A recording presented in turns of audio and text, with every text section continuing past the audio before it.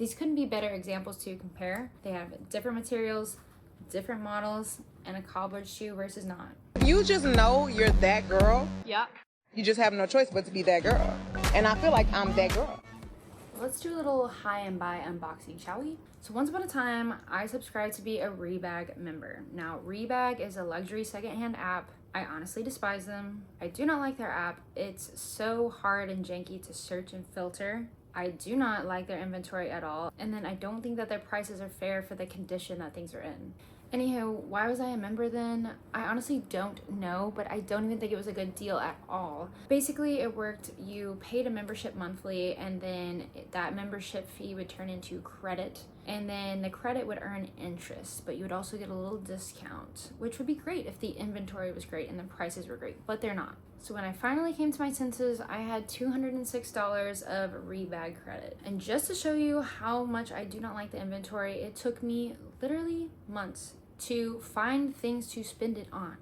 Seriously, I kept my eye on it. Like almost every third day I would look, nothing. Simultaneously, I was thinking about selling my Christian Louboutin pumps only because I bought them years ago and somehow I walked out with a pair of 37.5s, even though every pair of shoe in my whole entire life has been an 8, and I haven't wanted to get rid of them unless I replaced them. So whenever I found these, I was like, okay, I'll use the money for a cheap replacement. That way I can finally sell them. Dun dun dun dun. I'll go into model and all that in a bit, but if you're using girl math and you're not counting the $206 of credit as real money, I only got these for $156. Unfortunately, I tried them on, and even though these are 38, which should in theory fit me, they did not. I don't know what's wrong with my feet. Maybe it's my ballerina bunions. But while I have the two models in my possession, I thought that I could compare and review them in case you have any hard shopping decisions to make. So these are my Iriza 100mm pumps in black velour. I bought these in 2019, and actually I went on the website to see what are they selling for now, and I was shocked to find that they are actually still selling for the same exact price, which is $795, which I think is just great for Christian Louboutin to do, to keep the prices the same. They really don't have to in a world where all prices are going up, but especially luxury prices. When I looked, I actually didn't even see velour as an option for this model. I only saw patent leather and then also the Napa leather, which kind of makes me want to hold on to these a little longer. I think these are just the sexiest shape for a pump. I think the cutout really makes the world of difference. The Iriza model is one of their classic models, so it should in theory be on sale at all times. For classic models, they usually carry black and then also their beige. And then if they have any other colors, it's not typically always on sale no matter what. You can't count on it. It may be seasonal, so just be aware of that. These do also come in 85mm, but I do think that whether it's 85 or 100, it does change the look and feel of the shoe. The 100mm looks more like you're going to a cocktail party, and then the 85mm looks like a day in the office. Like I said, bought these in store. I did try them on. Again, I don't know how I walked out with a 37.5, but I got these because I was a professional cheerleader at the time, and we had our swim calendar reveal party, and I had a sneaky feeling there could be a chance that I would be cover girl only because of how they were promoting the reveal and using my picture.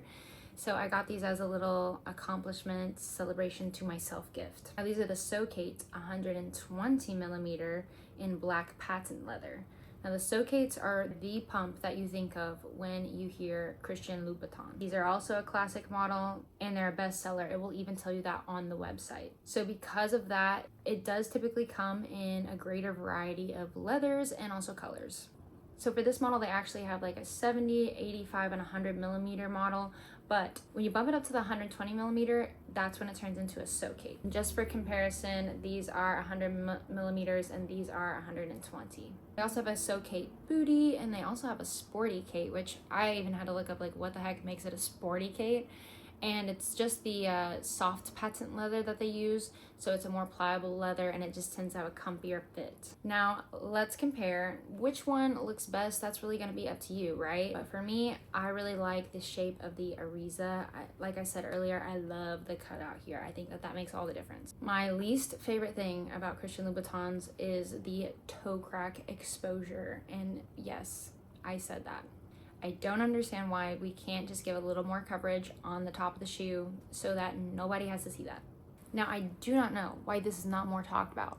I see all these girls on social media crying because they just bought Christian Louboutins and they wore them to one super long party and the bottoms are already ruined. Why did you not take your shoes to a cobbler? This is your sign. Now again, this shoe is from 2019. When I got them, I took them straight to the cobbler, which is hard because you want to wear them, but it is worth it. They put some sort of like rubbery red. They match the color perfectly, as you can see, and it's just rubbery and virtually indestructible. I know that some people will be like, that's ridiculous. Why are you preserving the bottom of the shoe that nobody sees? But I have to wonder if it helps the integrity and the longevity of the shoe, right? Because this is rubbery, it's not going through. If you don't do that, then it gets to this wooden cork material, and once you wear that down, again, that's the integrity of the shoe right there. Fabric wise, I'm not the biggest fan of patent leather, to be honest. I'm sorry. If you live in a rainy place, I fear that one walk in the rain, one mud puddle could possibly ruin the velour, whereas the patent leather, I would like to think, is very easy to just, wipe off.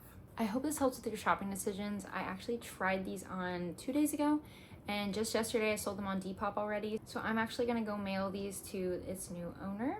But you stay and I'll keep 2 more videos right here for you. Don't forget to like and subscribe. If you just know you're that girl, Yeah. you just have no choice but to be that girl. And I feel like I'm that girl.